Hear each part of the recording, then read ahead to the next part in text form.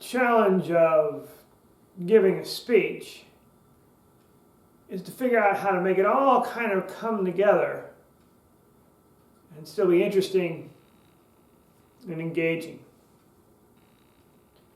And if you ever struggle with that, you know that it's not always easy.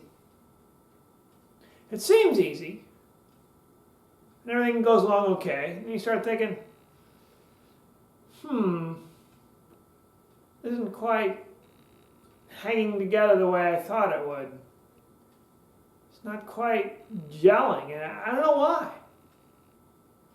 Have you ever had that feeling of things just not gelling and coming together? It's because you're doing something wrong. And it's possible to even write your speech and create the whole thing and put it all together and give it in front of an audience and suddenly discover that it's not flowing, and that's just a horrible feeling. You ever been there in front of an audience and thought, well, geez, it seemed like a good idea, but it's not really working now that I get up there. It's not really engaging. I don't know what went wrong, but something clearly isn't happening. That's a common problem. And a big problem. Something you want to think about beforehand. How do you exactly put everything together in a way that's going to work? You might be thinking, well, Tim, is there any real one way to put it together? I mean, there's so many different possibilities. How do you put all this stuff together? Is there any real method to it? The answer is, there is a method. There's a way to put everything together in such a way that's going to engage, interest, and attract your audience. Problem is if you don't get it quite in the right order, you don't get it quite the right way, then things start falling apart. Maybe the speech seems okay, but it doesn't hold together. It doesn't hold water, and your audience knows it. Your audience starts thinking, no, but this is not really working for me. Have you ever been on stage and seen the whole audience kind of gradually realize it's just not working for them? You know that nervousness, that freakishness you can feel, and things start to fall apart. But it doesn't need to be that way. It's all about understanding from the very beginning how to put things together. And the more you understand about how to put things together, the more you can start creating things on the fly. Once you understand where things fit, why they fit the way they do, and why one thing follows the next, then you get a whole new confidence about being able to speak, and a whole new certainty about what being able to say, about what you're able to say. Because once you have the process in mind, then it's just a matter of figuring out the right details to fit in there, and that's frankly not as big a deal. That's the small stuff. Then it becomes just a matter of editing. But it's the creation part, the big part. How do you get the whole thing together as a whole? That's the challenge. Get that done, the little editing afterwards. Okay, change a word here, change a word there, that's fine. No big deal. What is the right way to get the whole thing together? Where do you start? Where do you go? How do you finish? These are the big questions. Unfortunately, there are some very easy answers. Answers once you know and once you understand make it possible to create speeches on the fly, just by putting things together in the right order. It's so easy once you know how. So, let's take the beginning of the speech. When you start out, what's the right thing to talk about? A A lot of speakers start out and they just want to kind of talk about things going on. Hey, here's my life today, here's what's happening, here's how things are going. Pretty big, and then, well, I had this challenge, and I thought I had this thing, and I sort of found a solution, and I kind of did, and I had this other challenge, and this came out, and have you ever heard a speech like that? You know, it tends to be kind of all over the place. You're trying to follow along, and you're thinking, there's something happened here, and then something changed, and maybe he's talking about the previous time where, and you get lost. If you ever given a speech like that, maybe you do get lost. Maybe you're jumping around so much and all these different how, now, then, when, whatever. You just lose it. And you're like, oh, okay, where was I? I remember. Don't worry. I remember. Did I get at the part where I did, pretty soon you're doing a Steve Martin routine and you're not really going out there and connecting with your audience. Your audience is thinking, does this guy really know what they're talking about? Does this gal really know what she's doing up there? And you don't want your audience to start thinking that. So big issues, what do you begin with first? What's the first thing you really should focus on in your speech? And why? Why is that so important? Because you get the wrong thing focused on your speech, as you know, you get down that path and pretty soon things just start to kind of fall apart. You get up there and you think, okay, well, I'll try this and I'll try that and I'll go here and go there. And it seems interesting to jump around. Okay, here's the future, here's the past, here's what's going on there, here's what's going on then, here's what's going on the other times, here's how, here's where, here's why. But it becomes just kind of a mishmash. Because it becomes very apparent to the audience, you don't know where to begin. You don't know where to go. So you're just trying to go everywhere. And going everywhere, not going to get you through. It's just not going to work. It'll fall apart. Sometimes it's mentioned right in front of your eyes. You're like, oh no, there goes my speech, all kind of crumbling down. Horrible feeling. Not something you want. So what do? Where do you start? And the answer is, you start with then. Then. In other words, go back to where things were. Now it's tempting to start right now because, hey, you're right here. Hey, fine. But you want to start with the way things were before. Because after all, any speech is all about a transformation. Ideally, in a speech, you go through a speech and you become transformed and you learn something and that transforms your audience. So you've got to begin with where things were, the problems you were having. If you got a speech where you aren't having any problems, find some problems.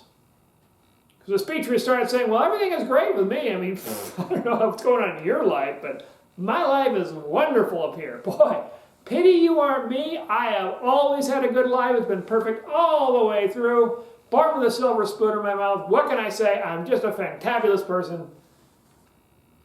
That may feel great on stage to say, but your audience are thinking, man, what a stuck-up jerk.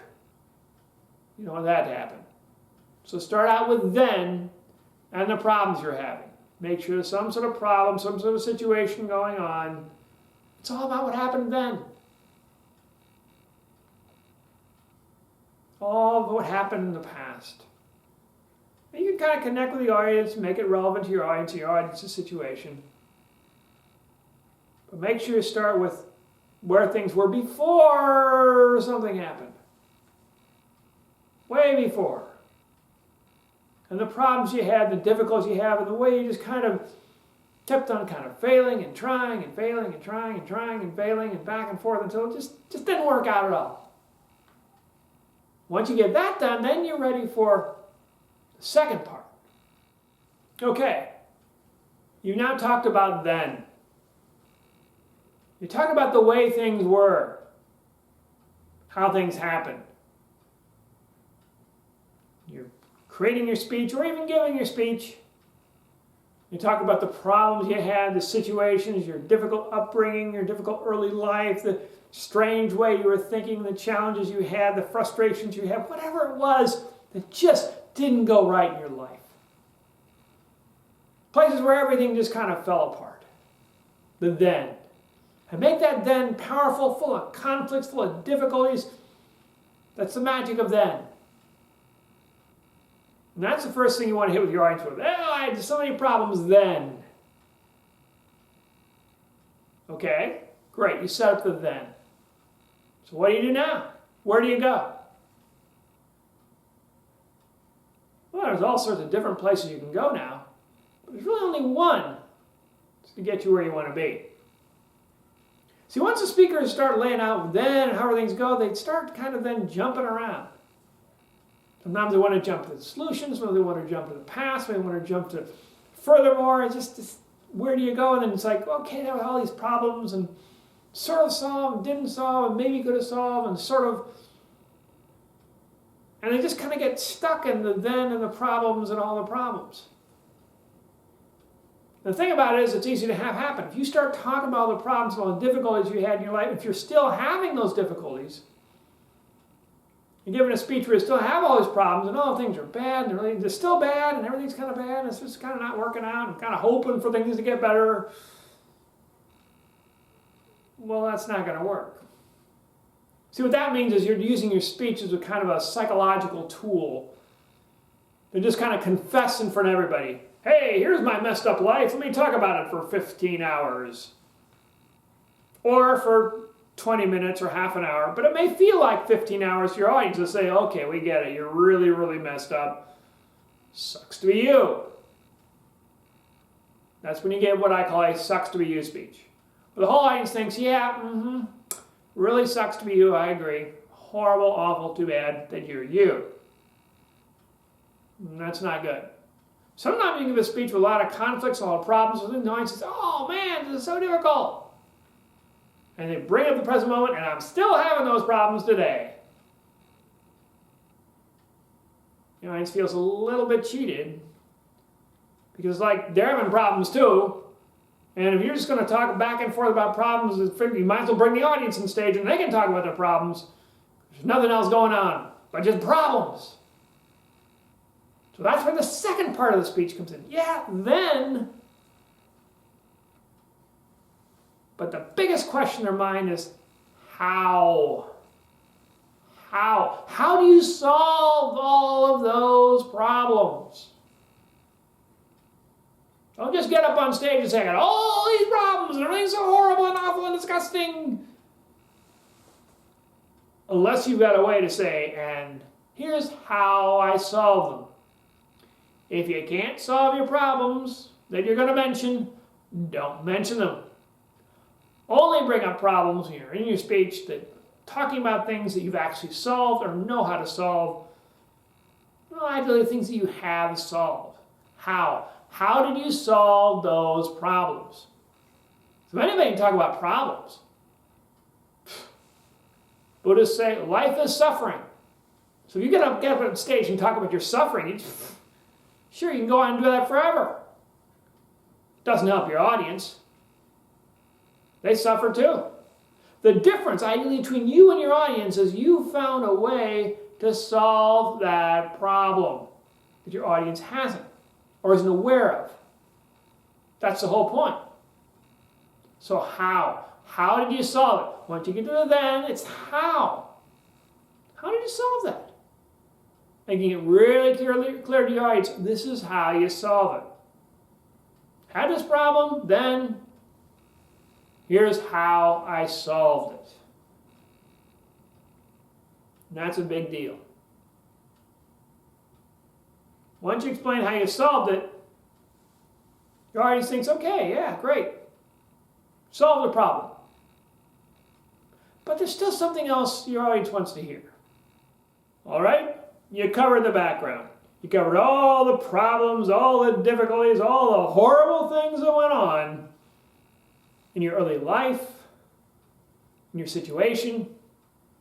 Somehow just a lot of bad conflicts and problems and all sorts of different things then that you had. Audience gets it. Then you move into how. Here's how I solve them. Here's how I took all those problems and all these things and I solved them. This is the method I used. It's a great method. Here's how to do it. Here it is, laid out in front of you. Very simple, very easy. One step, ideally. One thing you can do to make your life better. Boom. That's how I did it. And some speakers think, okay, that's it. You had a problem, you solved it, boom, you're done. That's it. 2 parts. And maybe you've heard those speeches. You thought, okay, that's how they solved it.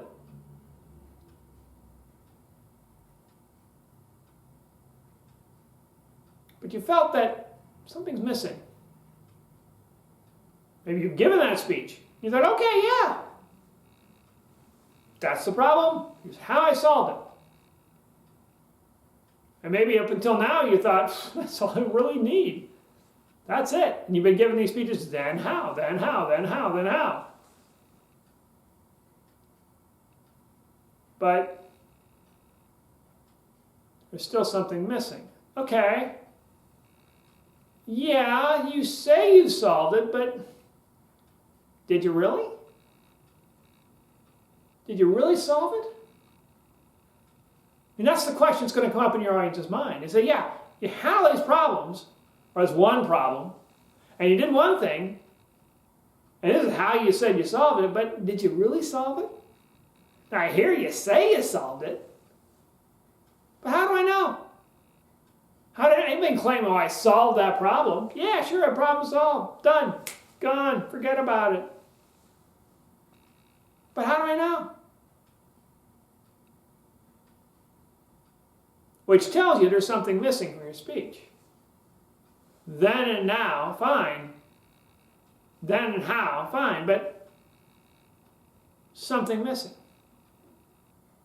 Then there's a problem. Here's how I solved it. A thing is missing, which I briefly hinted at there, is now. Now. Then I had these problems. Here's how I solved it. Here's now what's going on in my life where I use all this great method to solve my problem, and here's how much better my life is. That's what's missing. If you just do, then, here's the problem, how I solved it. Okay, yeah. But how does your audience know you actually solved it? By showing them the great life you're having now, in the now, by using the techniques that you apply. By applying the how, here's what a great now I have. I used to do things this way, it was a problem. Here's how I solved that problem. Now everything is much better. Now has to be there. Because now is your proof. Now is your proof that the how actually works. Because I do it. And it does good things. And I know it. That's how you prove it. These are all the benefits I've gotten from doing exactly what I'm telling you. Now. Because now we'll say that, oh yeah, not only is it a great idea, but it's what I'm applying, it's what I'm using. Without the now, you just got, problem, solution, maybe it works, maybe it doesn't. With the now, the solution works. Here it is. It's all its glory. Here's the solution. Those are the 3 parts. Challenge with speech is to figure out how to take all the stuff going on in the speech and arrange it into something that makes sense. Well, the first step is to make sure you understand then. Then, what happened? What are all the problems? What are all the difficulties? What's all the things going on? What are the challenges you faced? There were really significant difficulties in your life. That then should be difficult. Then I was having problems. Then I didn't know what to do. Then I couldn't figure things out. And that conflict should grow and build and become as difficult and challenging as possible. Ideally, it relates to your audience who think, yeah, I relate to those problems. Those problems you're having, and you had, yeah, I got the same sort of problems. Then relates directly with the audience. They get it. Your then relates to the audience's then. Yeah, that's kind of the way I used to be too. That's kind of the way I am now. That's what your audience is thinking. Yeah, I am that way, the way you talk about in the past. So that's the then. And then, how? Okay, these are all the problems I'm having. Here's how I solved it. Here's the how. Something simple, relatable, they get it, they understand it. That's how. I had a problem, here's how I solved the problem. You have a problem you can't solve, don't talk about it. Talk about problems you have solved, problems you can solve, problems you are solving. How? Because then your audience will start thinking, wait a minute, maybe I can do what you're doing. Maybe I can do exactly what you're doing, because that might work for me. Here's how you did it. I get it, I understand that. Okay. But don't stop there. Once you know how, the audience knows how you solve it, then you got to say, okay, now. Here's how my life is now so much better than it was then, because this is how I solved it. This is now how my things are much better. Everything is better, I'm brighter, stronger, whatever. Now should be so much better because of that one technique, method you're using to solve the problems of then. Then how? Now. Now I get it. Now things fall into place. Now I've got a better life. Now I'm more confident. Now I'm more certain of myself. Now I've saved time and money. Now my life is better. Now I look better, I feel better, people look at me in a more confident, assertive way. I am more confident and assertive. Now things are good. And so that's it. It's then, how, and now. Then, how, and now. When you start doing things in that order, you notice your audience really connects with you on the problems. They're there. Yeah, they get it. And then when you come out and you solve that problem, because your audience is the same problem you have. You know it's sympathetic on that problem. But then you solve that problem, wow, your audience thinks, whoa, that would solve my problem. But would it work? And then you explain what a great life you're having, how things are really working out for you. Boy, your audience is then on your side. Then they're saying, yeah, this is an interesting idea. I'm thinking about it. Now, you still have to, directly tell your audience that this is what you need to do. The actual selling to your audience. But just the fact that you mentioned that you've been doing it and it works for you reassures your audience from the get-go that this could be something they can look into. Something that probably will help them. Probably will help them and make things better in their life. Make things better for them. And when you do that, and you really deliver it, and your speech comes together, and you see your audience start to get it, or better yet, your audience comes and says, man, I took your advice. It was so great, so wonderful. Thank you for that. That's when you know your speech has all come together. So you really want to connect with your audience. Try to figure out how to put all the pieces of your speech together. Remember, then, how, and now.